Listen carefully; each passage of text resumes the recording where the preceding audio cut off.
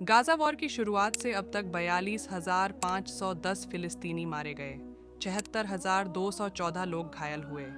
UN report के मुताबिक 563 स्कूलों में से 53 पूरी तरह से डिस्ट्रॉय हो गए, लगभग 165 मुख्य रूप से और लगभग सभी किसी न किसी तरह से। पूरी 12 यूनिवर्सिटीज डैमेज और डिस्ट्रॉय हो गईं, हेल्थ केयर बुरी तरह प्रभावित हुआ। 36 अस्पतालों में से 24 पूरी तरह से नष्ट हो गए और अन्य भी किसी न किसी तरह से। ईविल जायोनिस्ट ने बार बार हेल्थ केयर फैसिलिटीज, एम्बुलेंसेज और एक्सेस रोड्स को निशाना बनाया।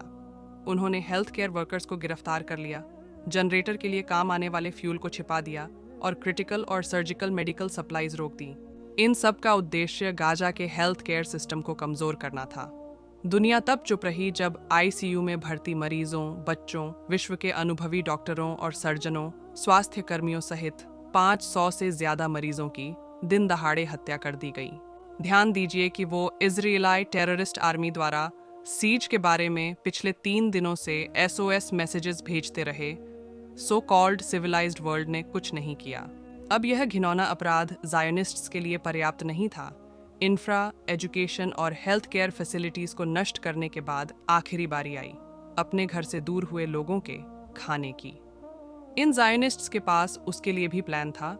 उन्होंने पहले UNRWA, UN relief and works agency को बदनाम किया, फिर अपने न्यूज़ नेटवर्क के माध्यम से इसके खिलाफ प्रचार किया, जिसके कारण अमेरिका, यूरोप और यहाँ तक कि ऑस्ट्रेलिया को भी कुछ वक्त के लिए आर्थिक सहायता रोकनी पड़ी। फिर सबसे घिनौना अपराध आया, दिन दहाड़े ड्रोन हमले में हत्या। वर्ल्ड किचन ऑर्गेनाइजेशन के 6 इंटरनेशनल एड वर्कर्स अपने ऑर्गेनाइजेशन के नाम का साफ तौर पर संकेत देने वाली सफ़ेद कारों में ट्रैवल कर रहे थे। उन पर 3 बार गोलियां चलाई गईं। पहली कार पर, जो भागे और दूसरी कार में आए, दूसरी बार दूसरी कार पर हमला किया और फिर तीसरी कार पर आखिरी हमला किया, जिससे सभी की मौत हो गई। सबसे बुरी बात तो Zionist head of state Netanyahu की बेशर्मी भरी उपस्थिति थी, जो टीवी पर क्राइम यह कहकर एक्सेप्ट कर रहे थे कि युद्ध में गलतियां होती हैं। तो आपको क्या लगता है, क्या यह सिर्फ एक गलती थी? बिल्कुल नहीं, यह सब प्लान के मुताबिक था, जिसका मकसद लोगों को भूख से मारना था और मदद के लिए आगे आने वाले सभी लोगों को एक क्लियर मैसेज देना था कि जो भी मदद के लिए आगे आएगा उसे इस ही तरह सजा दी जाएगी। अब दुनिया फिलिस्तीनियों से जो सीख सकती है वह यह है कि उनके घर, हेल्थ और फूड फैसिलिटीज़ डिस्ट्रॉय कर दी गई, उनके लोग मारे गए, लेकिन वे उम्मीद नहीं खो रहे हैं। फिलिस्तीनियों की अपनी मातृभूमि की रक्षा के लिए विरोध करने की इच्छा आसमान छू रही है। उन्हें अल्लाह सुबहान ताला में बहुत भरोसा है। वेस्टर्न वर्ल्ड में बहुत से लोग उनके ईमान, भरोसे और दृढ़ता से इंस्पायर हुए और हाल ही में इस्लाम अपनाए हैं।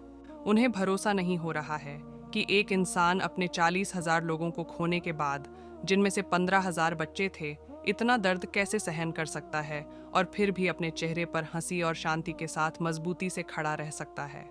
साथ ही दुनिया भर में जो कुछ भी हो रहा है उससे कम्युनिटी को कुछ सीखने का वक्त आ गया है। पूरी बात को समझने के लिए आपको चारों ओर चल रही बुरी योजनाओं और मुसलमानों के खिलाफ उसके इरादों पर नज़र डालने की ज़रूरत है। ये सब 2024 में हुआ। 21वीं सदी, यूनाइटेड नेशंस की मौजूदगी में, अंतर्राष्ट्रीय न्याय अदालत, यूरोपियन कमीशन और कई अन्य की मौजूदगी में 7 अक्टूबर 2023 की घटना के लिए पूरी आबादी को सजा दी गई।